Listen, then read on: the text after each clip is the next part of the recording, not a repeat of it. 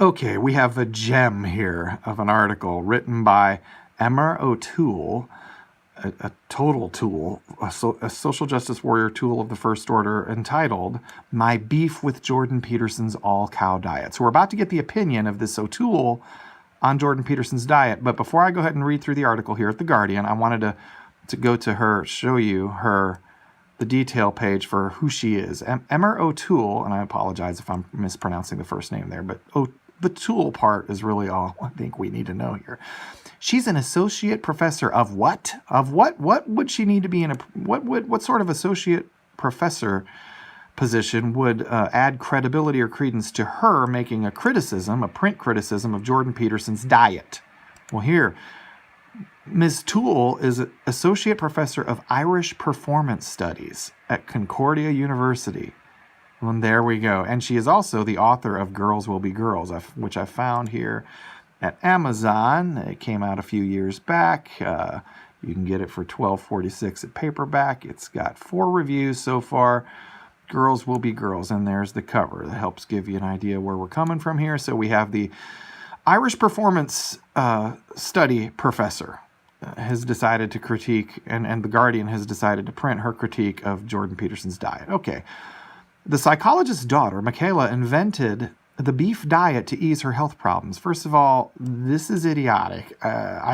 She has not invented the beef diet. Okay. All right. Anyway, we'll move on. The Canadian psychologist Jordan Peterson informed listeners of an interview he did recently that he eats only beef, salt, and water, and never cheats. His daughter, Michaela, started him on the regime. While Peterson was careful to stress that he was no dietary expert and was speaking in a personal capacity, he credits the diet with helping him to lose 50 pounds. Not only that, he says, but he has gained muscle, successfully treated his sleep issues, fatigue, depression, digestion, snoring, and gum disease. This is odd. So he has successfully treated his digestion?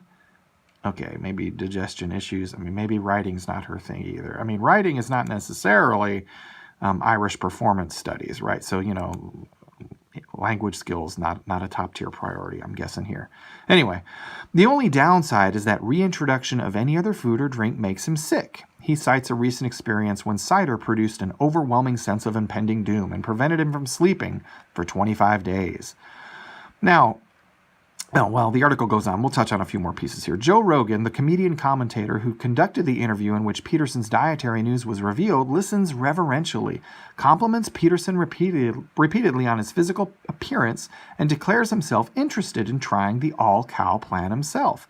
He subsequently invites Michaela Peterson on the show to learn more about the diet she invented. I want to take a moment to express genuine sympathy for what Michaela Peterson has been through. She's had a lifetime of chronic illness and autoimmune disorders, including rheumatoid arthritis and severe depression. She had joint replacement surgery at the age of only 17. She spent most of her life on an intense cocktail of medications. I am in no way making light of this, and I can't imagine that if I found myself suffering from similar illnesses, I too would want to believe that, science be damned, I had found a miracle cure. Again, the painting of a person taking it upon themselves intelligently to pursue, using the incredible plethora of information that's available to us here in the 21st century, that they might pursue by using, incidentally, scientific methods, testing things, that's somehow not scientific, or you're having a science be damned process and you're calling it a miracle cure. This kind of language, and we saw it earlier too, the emphasis on making the statements only in a personal capacity, making it clear you're not an expert. And again, what is this woman? This woman is a professor of Irish performance studies. Irish performance studies, okay? So, what is she doing writing this article? I mean, is that reasonable to ask? Only if you're consistent, and these people are never consistent. So she goes on to make a lot of wacky, idiotic assertions, and she goes into her little anti-vaccine skeptic rants too. And she's a total system hack who, if you don't buy the corporate ginormo company / government line on things, you're not supposed to be taken seriously. You're not an expert. But again, we have to keep reminding ourselves, associate professor of Irish performance studies. That's what we're hearing from here. So I wanted to look a little more into, I've seen her book, as I'd mentioned earlier.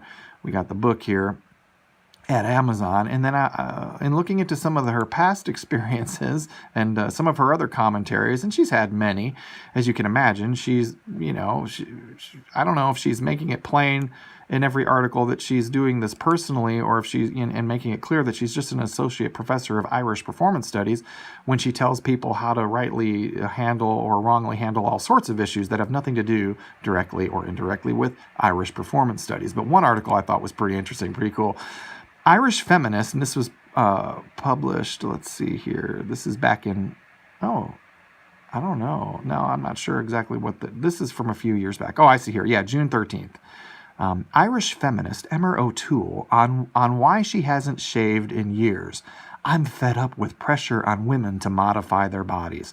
So this is the woman, who's going to tell us how we shouldn't be, we should yield to the experts when she's really not an expert on much of anything important, it seems.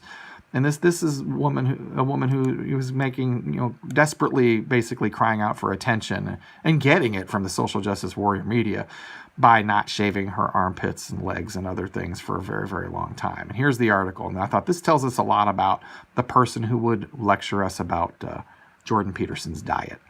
Several years ago, Emma O'Toole made the decision to stop shaving her underarms, legs, and other areas of her body. The Irish journalist this is a journalist, so she's professional, you see.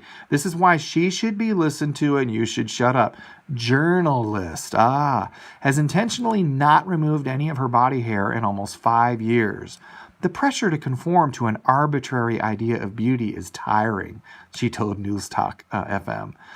She added that the constant pressure to attain a universally promoted idea of perfection did not make her feel good about herself and left her feeling psychologically depleted. Our bodies should be there for us to enjoy, express ourselves. Instead, there's a capitalist pressure. It's a capitalist pressure on us where we are being coerced into buying a service or products and told if you don't, then you are unhygienic or outdated. I'm surprised she didn't use harder terms. I would. So many girls are worried about their appearance as their primary concern, she lamented on air. Body hair became a symbol of it for me. It's just one way in which men aren't expected to modify their bodies. To illustrate her point, she pointed to the statistics that women make up 80% of consumers within the beauty industry, and 9 in 10 sufferers of eating disorders are female. And again, look, these people, every time you see these distinctions attempted to be made here, male, female, these people think Bruce Jenner is a woman. These people think, and you're crazy, you're a blankophobe if you don't. So anytime these people make any kind of comments or assertions on gender, sex, and what that means, what it doesn't, remember, they think Bruce Jenner is a woman. We need to acknowledge that this physical pressure is a problem that affects women more. Women like Bruce Jenner? I mean, I'm just curious, does it or not? In protest, she made the decision to stop shaving when she was 26 and hasn't looked back since. She spoke about times when other women and men have stopped and stared in public. The nerve. Other women see a woman's hairy armpit and automatically think, "You freak, get away from me. Why is it such a double standard?" she questioned. The worst is on public transport. I was in London and people would point, laugh, take pictures of me thinking I couldn't see. The time that broke my heart most was when a group of girls from Connemara were over in London and I overheard them speaking Irish. I was about to approach them, but I realized they were talking about the hair on my legs. I thought, you're using the anonymity of Gaelic to engage in body shaming of another woman. The judgmental, it also, please note, the judgmentalness here. It's like you can be judgmental, it just has to conform with her narrative. Then you should be judgmental. You should be confrontational. There are only certain views and certain approaches to life that should be tolerated and that count as legitimate diversity, according to crazy people like this. But the best part here is yet to come. Emmer also connected with those who had similar beliefs, and together they formed a Facebook group, WANG, an acronym for Women Against Non-Grooming. Really, it's non-essential grooming, which has since amassed 4,500 people. WANG aims to make women empowered to make choices free from societal pressure. as Miss Toole understands how difficult it can be to stop conforming. But this is completely untrue. They formed a group they're not trying to free people from societal pressure. They're trying to use social media to apply social pressure in a different direction. Again, the hypocrisy, and it's so obvious. And it shouldn't be surprising that the same people that tend to think that Bruce Jenner is a woman also can't even notice when they're doing the thing they claim to be opposing. It's all about projection. They're all for societal pressure. They just want it to be in the direction that they desire. They use social media and any other media that they have control of as so-called journalists to pressure people in this direction. That's what's going on here. And so why is she picking on Jordan Peterson should be obvious. I mean, he's roughly 200 billion times more popular and impactful than she is, and he's having a profound impact in particular on exposing the ludicrousness and the danger of social justice warriorism and the feminist movement. He's killing it.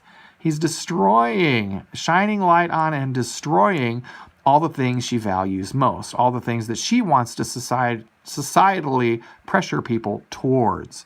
So that's why she went on her little rant. That's why we have an Irish Performance Studies associate professor claiming to be pretty much an expert on everything, writing to the point where she writes and shares on media all the time about things. Now how desperate has she gotten? She's got to try to talk about Jordan Peterson's diet. This is where we're at. I just thought you might appreciate this little snippet and make note of Miss Toole and what the Irish Performance Study associate professor, who is telling us about diet and grooming and everything else, while making it a point to emphasize again and again in her articles that only experts should be allowed to really emphatically or credibly tell anybody about anything. So there we have it. That's the latest little snippet from SJW Crazyland.